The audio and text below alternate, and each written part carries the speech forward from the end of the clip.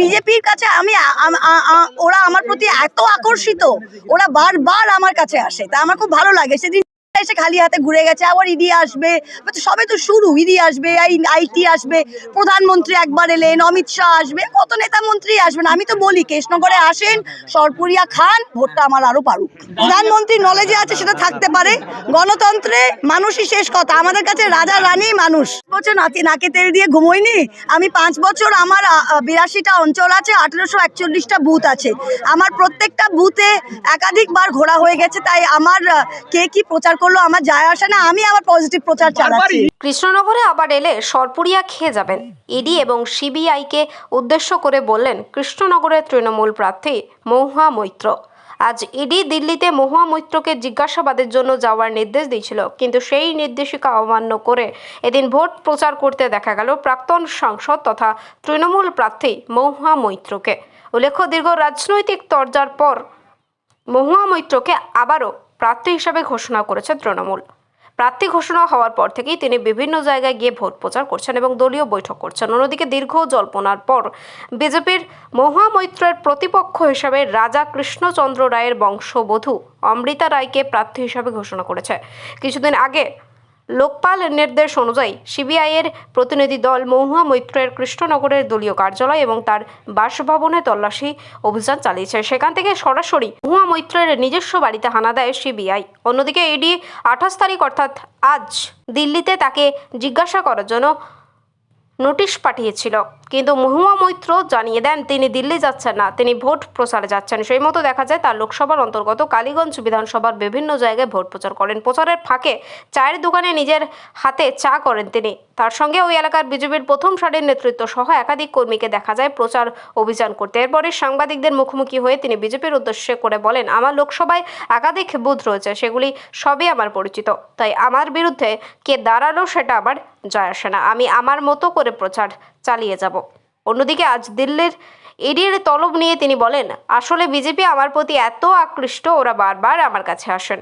প্রধানমন্ত্রী নরেন্দ্র মোদী এসেছেন, অমিত শাহ আসবেন, এর আগেও সিবিআই এসে খালি হাতে ঘুরে ফিরে গিয়েছে, আবার ইডি আসবে, এটা খুব ভালো। আমি বলবো আসুন কৃষ্ণনগরের সরপুরিয়া খান বাড়ি চলে যান। অন্যদিকে এই প্রসঙ্গে বিজেপি প্রার্থী অমৃতা রায় বলেন, মহুয়া মৈত্রের ইডি ডাকে হাজিরা দিচ্ছেন কিনা তা নিয়ে আমার কিছু বলার নেই, আমি আমার মতো প্রচার করছি, মানুষের সাড়া পাচ্ছি, তাতে আমার প্রতিপক্ষ কতটা কঠিন সেটা দেখার প্রয়োজন নেই। আমি যা বললাম, প্রধানমন্ত্রী আমার সঙ্গে পরশুদিন দুপুরে কথা বলেছিলেন, প্রায় 7-8 মিনিট ধরে কথা হয়েছে, এবং উনি যেভাবে আমার সঙ্গে কথা বললেন আমার একেবারেই মনে হয়নি যে ওনাকে আমি চিনতাম না। মানে he made me feel very comfortable, যেন অনেক দিনের পরিচিতি, এবং সুন্দরভাবে আমার সঙ্গে একটা আলোচনায় গেলেন। এবং আমি এমনিতেই কনফিডেন্ট ছিলাম, যেটা আমি আগেও বলেছি, কিন্তু ওনার কথা শুনে আমার জোশ আরও বেড়ে গেছে। মহুয়া মৈত্রকে বারবার ইডি তলব করছে, আজকেও তাকে ইডি তলব করেছিল দিল্লিতে যাওয়ার জন্য, কিন্তু উনি প্রচারে বেরিয়ে গেছেন, কি বলবেন? সেখানে আমার কি বলার আছে? আমার তো এখানে কিছু বলার নেই, সেটা তার ডিসিশন। আমার কি বলার আছে? এটা তো আন্ডার ডিসপিউট, সেই নিয়ে আমি কমেন্ট করব না।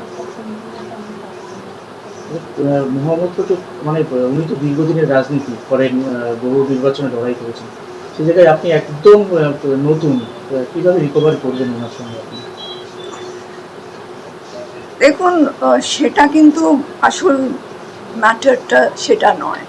ব্যাপার হচ্ছে একদিন না একদিন তো কেউ শুরু করে, তো সেখানে আমার মানে যেটা আমার বলার আছে, কারণ আমি কোনো রাজনীতিতে ইচ্ছে করেই জয়েন করিনি, কারণ সবার মতো আমারও একটা কুণ্ঠা ছিল যে রাজনীতিতে গেলে কি হবে না হবে, এটা একটা চিন্তা ছিল। কিন্তু যখন বিজেপি আমায় অফারটা দিল তখন আমি এটা অ্যাকসেপ্ট এই জন্যই করেছি, যেটা আমি বললাম, যে আমার একটা প্ল্যাটফর্ম দরকার ছিল যেখান থেকে আমি কাজটা ভালোভাবে, সুন্দরভাবে এবং ইচ্ছে যেটা সেটা হয়তো আমি করতে পারবো। কারণ it's an all India party, তো সেখানে আমার এই জিনিসটা একা করা সম্ভব নয়। So I need a platform, সেই জন্যেই কিন্তু আমার বিজেপিতে আসা।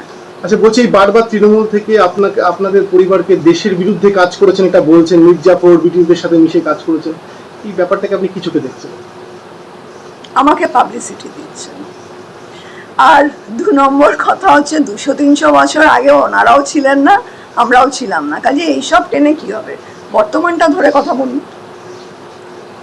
আমি তো তাদের ফ্যামিলি ধরে টানছি না, আমি তো তাদের সম্বন্ধে কোনো কাদা ছোঁড়াছুড়ি করছি না। তো ওনারা যখন করছেন আমার মনে হয় আমি এখানে কোনো কমেন্ট করব না। এটা আমার সংস্কার, আমার রুচি এবং আমার education. Okay, thank you. Kohili দেবনাথের রিপোর্ট, সুন্দর বাংলা নিউজ।